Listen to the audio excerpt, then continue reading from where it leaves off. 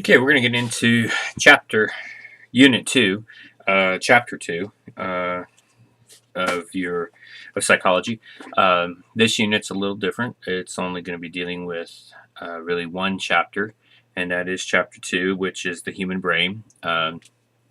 Basically, Chapter 2 is going to get into the biology, and the behavior. And to do that, we're going to be getting really in depth into the human brain. As we get into this unit, one of the things you'll kind of become aware of is that it seems like this is more maybe a study of science than it is rather psychology. But in the area of biological psychology, really, it's very important to understand the basic components of how our human body works in order for the psychologist to be able to understand then our behaviors. As the slide here says, you think you know who you are, but you have no idea. Many times, when you are asked to write a paragraph describing who you are, or you go to a job interview and the person interviewing you says, give me some details, give me some history about your life. And you're sitting there with a blank expression on your face because you have no idea what to tell them. That's what that quote means. We really don't know who we are. We don't take the time a lot of times to sit down and think about what is some of the behaviors we do. Why do we do those behaviors? Why do I have certain emotions and feelings when I have some kind of action come across to me? Why am I so short-tempered? Why do I procrastinate on things? Those kinds of questions. So that's what this is all going to be about, is to study about how we think, how we feel, and then how those two things equate into the actions that our body does. This study, or this model of studying, is called the biopsychosocial model. And basically what it does is it looks at and breaks down how we act and how those actions affects our thoughts. And then it gets into the concept of how we think and how those thoughts that we're having affects our behaviors. And finally, we will be looking at how others' behaviors affects our thoughts and our behaviors. So really, when you're studying about psychology, it's a whole lot more than just simply looking at it and determining whether something is dealing with a disorder or those kinds of things. It really gets into the essence about who we are and our thoughts, our behaviors, and our feelings. And that's what we're going to be looking at here. And to do that, we have to get down into the very beginnings of the human mind and talking about the base structures of that. And that's going to be the building blocks of the neuron. All right, before we get into the whole what is a neuron and all of the functions of it and all of the parts to it and such, we're going to look at some of the very kind of organizations of how our nervous system works. We have two parts. We have a central nervous system, which we're going to get into a lot more detail here in a little bit, but first we're going to talk about the second system, which is called the peripheral nervous system. Your central nervous system, though, is the body's decision-making part of our body, or of our minds. And basically this part, really what it does is it's the brain and the spinal cord, and it's made up of billions upon billions of these inner neurons located throughout the brain and along your spinal cord region. And what those do is they are the communication network. They send out messages and they retrieve messages from your body to interpret what that is, and then it will send out a message from your brain telling your body what to do. The peripheral nervous system is a little different. The peripheral nervous system basically gathers information and transmits that information along your central nervous system. The nerves, which are the bundles of axons that lie outside the brain and spinal cord, you have, again, billions of these nerve cells that are on your fingertips, along your toes, along your legs, arms, all of the body parts. And those are very sensitive.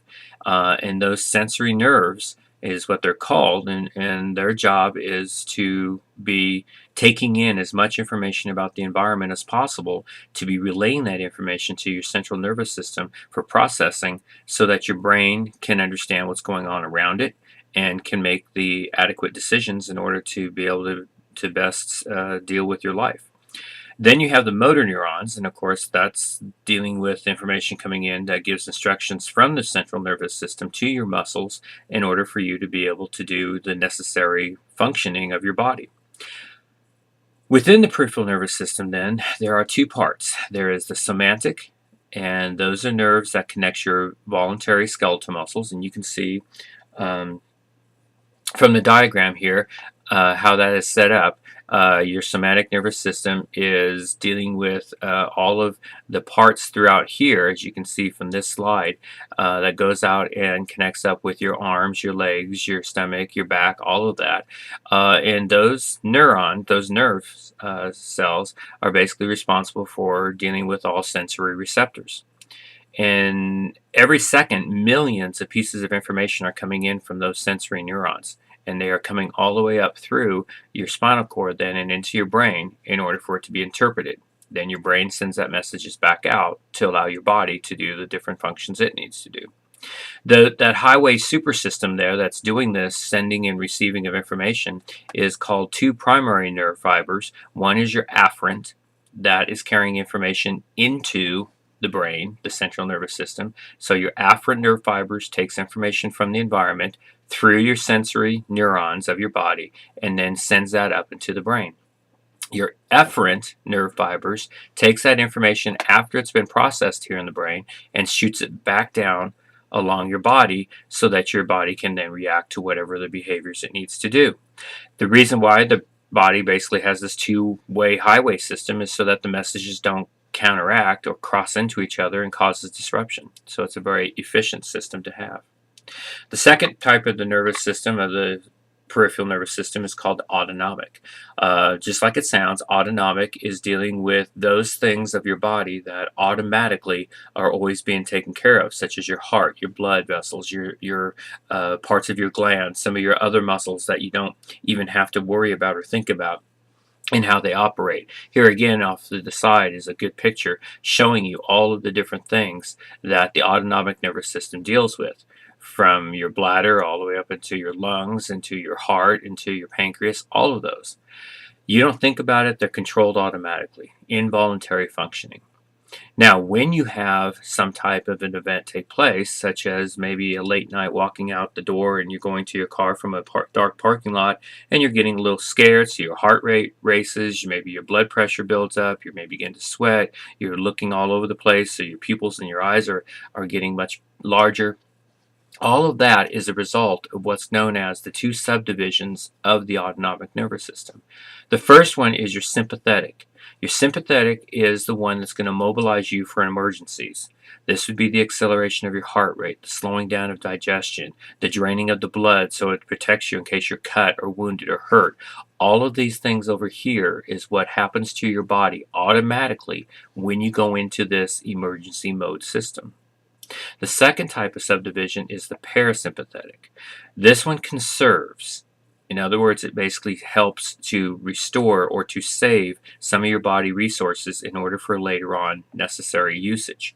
So this allows your body to store energy, such as by slowing your heart rate down, reducing your blood pressure, and then several other factors, as you can again see from the slide over here, how that does it.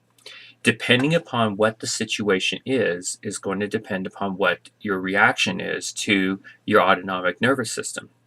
If you're scared, if you are, someone comes up behind you or something like that, then you're going to go into basically that fight or flight, and that's the sympathetic here. That's where your heart's going to race, and you get into that emergency mode. If you're dealing with basically that maybe you're going to be stranded out on the road and your car broke down and you got to conserve body resources, then you're going to go into parasympathetic mode. When you get in an accident, a lot of times people will go into sympathetic because again they're all juiced up and they're all excited, but for some people they're very calm, very held down. They realize that they must stay in control and they must be mature and they must be able to think clearly, so then the parasympathetic takes over. For every one of us, our body actions are a little different depending upon the circumstances coming in. But the thing is, we all have these. We all have the sympathetic. We all have the parasympathetic. Both of those come from the autonomic nervous system, which is part of the peripheral nervous system, and that basically makes up that first section of your body and how it relates to your brain in dealing with the actions going on in the environment and your feelings that you're having as they react to the environment. Okay, the second one is the central nervous system, and we're going to get into that with your next video. So I'm going to kind of end off here, and then you're going to be doing some stuff in class, watching some videos and things like that, and we're going to get more involved into the central nervous system here in a little bit. So I'm going to go ahead and get out of this and